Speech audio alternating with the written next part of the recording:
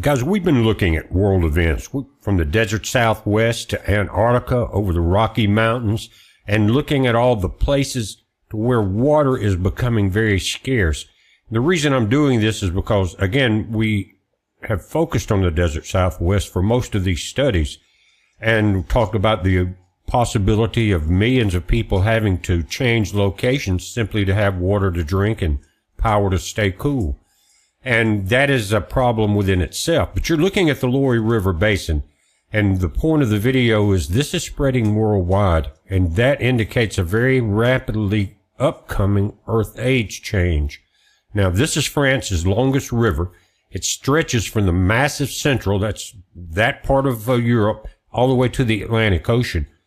The basin is home to a diverse range of environments, including agricultural plains, vineyards, and limestone reserves.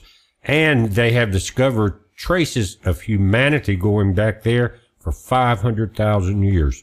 The basin covers over 20% of the French territory.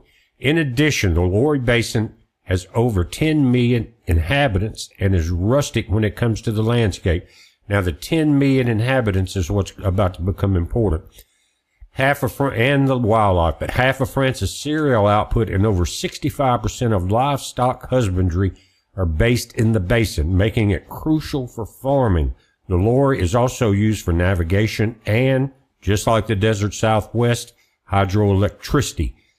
The Lori offers vital habitats for many migrating birds to breed, feed, and rest, in addition to being home to several rare and protected plant and animal species. Along its banks are countless castles, vineyard, charming village, and all of that's part of this river basin's reputation, guys, for the cultural and historical legacy of the entire area. But they're facing the same thing the Colorado River Basin is. First, conflicts over water allocation and environmental deterioration in this basin. They have resulted from the abstraction of water for urban developments, industrial use, and agriculture.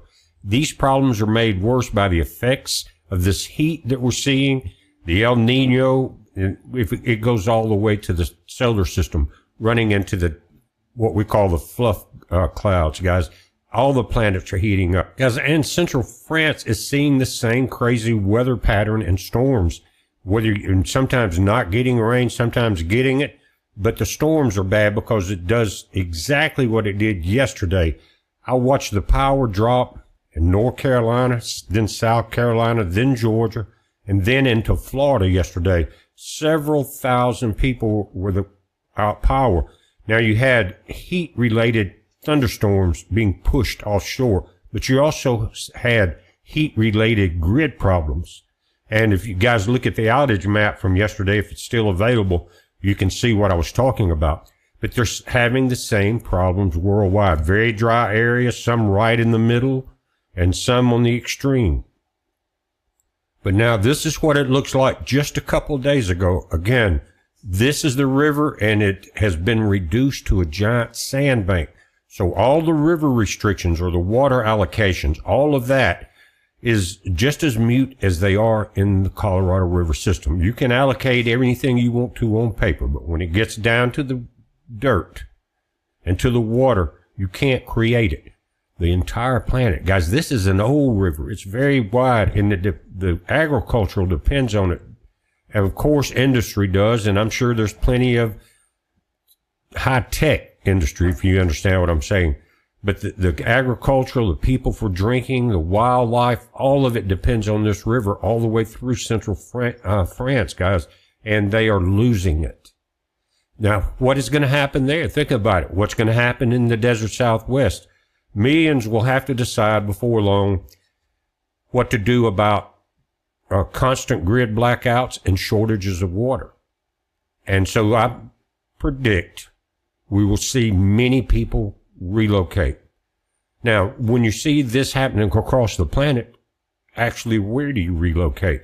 I mean, there's going to be, places you can find, but when you're talking about millions and millions of people, and of course, the population has increased tremendously in the last 100 years, that the resources are being depleted.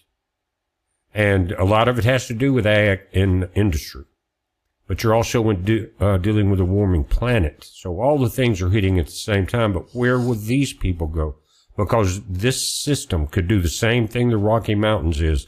You have mountains, guys, in this area, up above here, and they rely on snow too for runoff and summer feeds and spring feeds. It may not happen there either. The world is changing.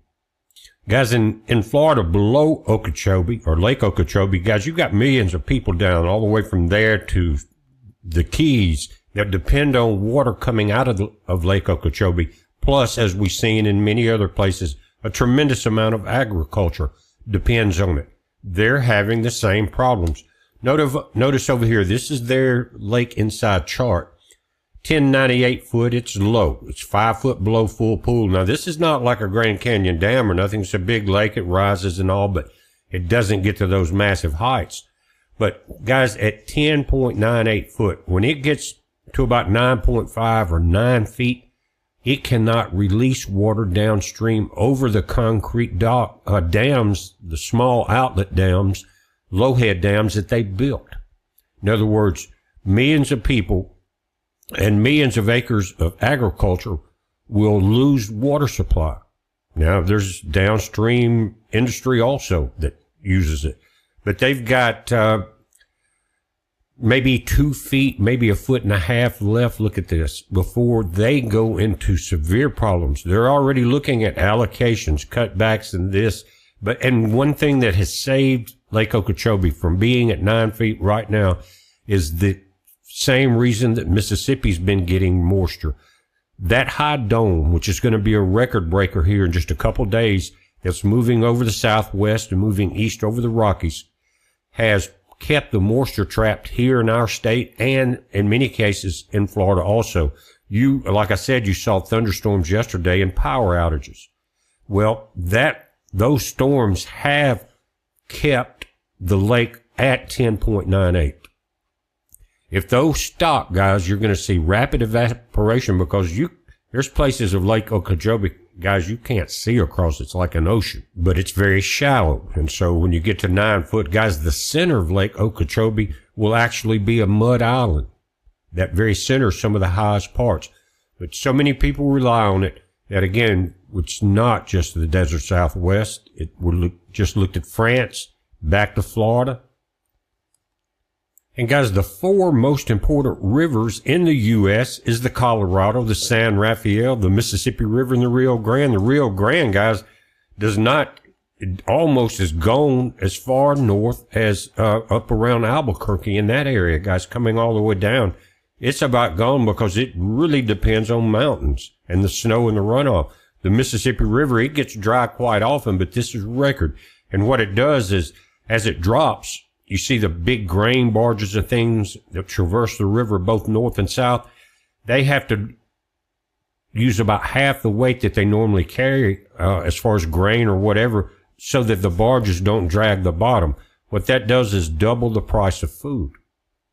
Now, again, Colorado, San Rafael, Mississippi River, and Rio Grande, those are the big ones. Colorado River, it is in trouble somewhat, but not as bad as the Rio Grande. But the Colorado River dams are a completely different story. We don't know how the river will actually look when the dams are either wide open or become dead pool. We don't know what that's going to look like yet.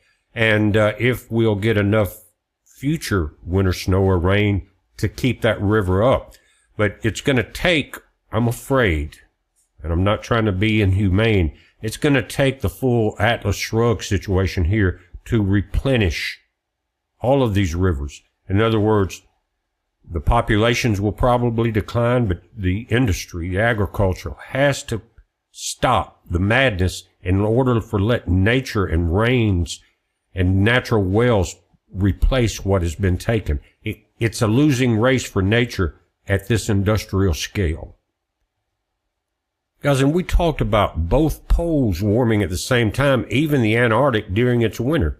But you got several major world rivers also that are currently enduring severe drought conditions driven by climate change, rising temperatures, and human overuse. Waterways, again, like the Colorado, But the Amazon in South America, the Po in Italy, and the Yangtze in China are experiencing what? Historically low water levels that threaten local ecosystems and global economies. Again, just like the desert Southwest, and where is everyone going to go? The picture is grim. Now, the seed will survive, and the seed are the ones that find the fertile ground. Fertile ground is knowledge.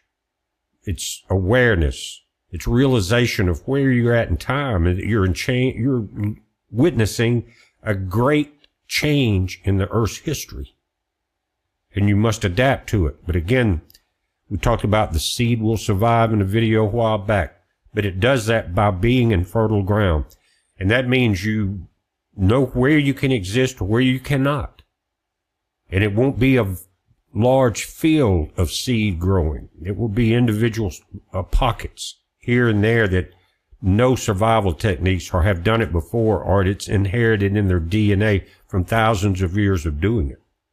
But again, the Amazon basin, South America, has faced successful years of record-shattering droughts, severely reduced water levels, and isolated indigenous communities that caused extreme spikes in water temperature, which harm wildlife and cripple river transportation networks and drinking water.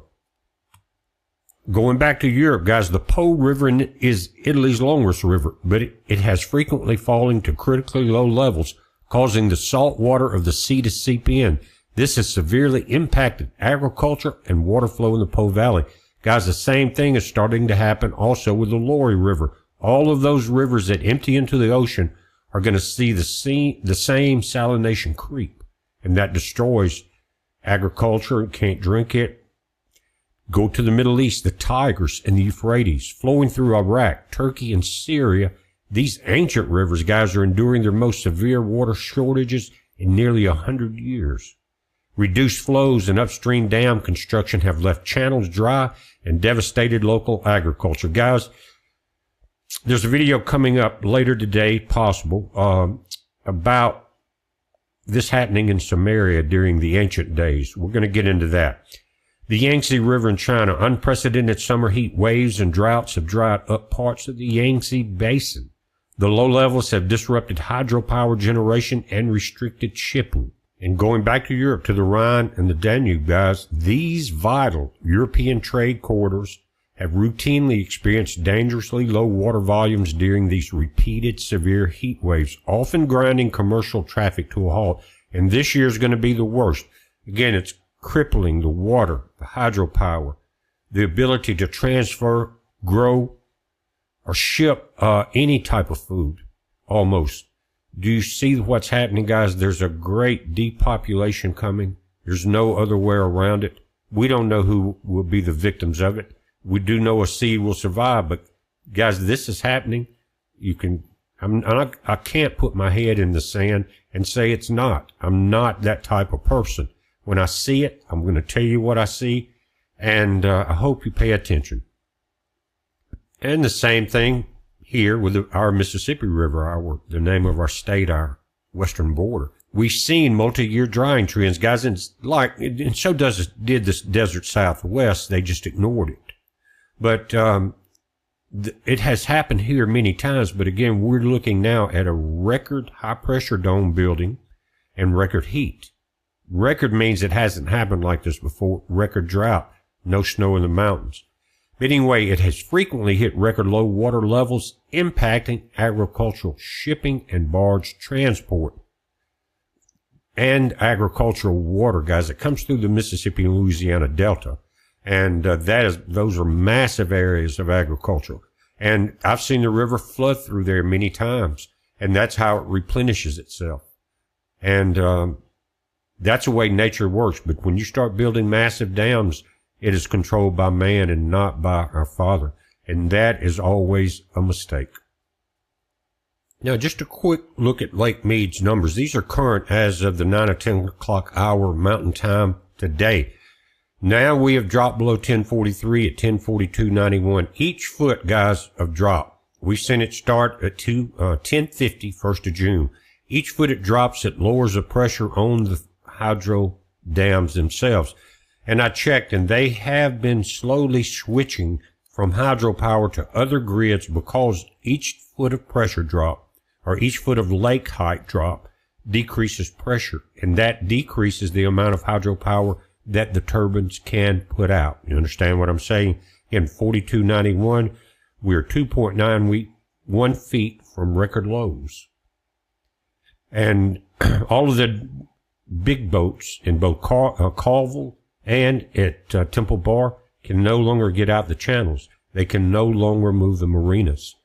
The output there at, I think, both Carville and Meade, because of the similar topography, guys, is at 10:30, you almost run aground at the outlets, and they've got boats now that can't get out at 4291 because they're drawing 2.5, 3.5, or 4.5 feet, depending on the size.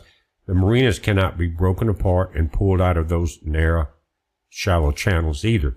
We're seeing that fall. It will be a historic memorial as we see the rusting hunks and years of the marinas and the leftovers of the boat and the fiberglass in a dry desert with a barren scene. Now the wildlife will restore. It will be less because the more water you had, more wildlife. It will go back to the natural norms. And guys, I've talked about it through this series that for hundreds of thousands of years, or hundreds and thousands of years, the Hopi didn't really have to go down if they were if they were up in the canyons to get water. They had natural year-round springs of very clean, cool, fresh water from deep below. But that because of agricultural draining and things like that, that those have been depleted. Now, what is amazing to me in these days and times, there's an opening in the junction of a Colorado River and one of its tributaries up from Meade, where the Hopi said was their opening when they reemerged after the floods of the Younger Dryas that has been underwater for a long time. And if you think about that much pressure, think about Lake Meade and all of that, any spring water below that would be trapped. It would be pushed down even deeper because of the immense pressure.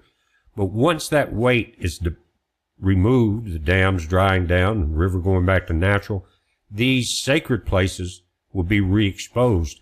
And it would be something to see because of that pressure relief off the top of that particular opening, that it may allow some of that spring water to reemerge. But talking about the Hopis and that type of stuff, guys, we're going to get into that in the next video later this afternoon on the Sumerian History channel. I'll link it below. This will be the third video there, and you guys have really responded very well to it, and I appreciate it. But again, what this video is about is the realization that there's not isolated areas that you can move from to completely escape this. Now, getting close to lakes that are not being drained or evaporated out is a good idea. Rainwater catch is critical. In case you get some rain, you can store it, right? That's going to be critical for two reasons. One, it would be less polluted, and it may be your only source is the other one. Think about things like that, and always solar backup, because even if you can just get enough solar to run one small air conditioner, as I said, in your bedroom or living room, then you can stay alive. You understand what I'm saying? But the thing that it is most important is to stay calm and mentally focused on what you have to do and your surroundings. Again, if you're in the high deserts, water will become a problem. But if you do get some late summer monsoons, things like that, you need to catch it if the locals allow it. Some people are so desperate to control things, they don't want you catching rainwater. You don't have to expose everything you do. Put it in the backyard. Anyway, I'll see you in the video later this afternoon. And always remember, our Father loves you. He created you. He wants you to have knowledge, and He wants you to have enough knowledge to where you're not destroyed for lack of it. And that's why you guys dive into this video and other people's videos on these subjects, because you're searching, and it's actually an ancient DNA signal within you that is telling you to do it. We're going to look at that and other things, but remember, our Father loves you, we love you, and it's a heads up. Be safe.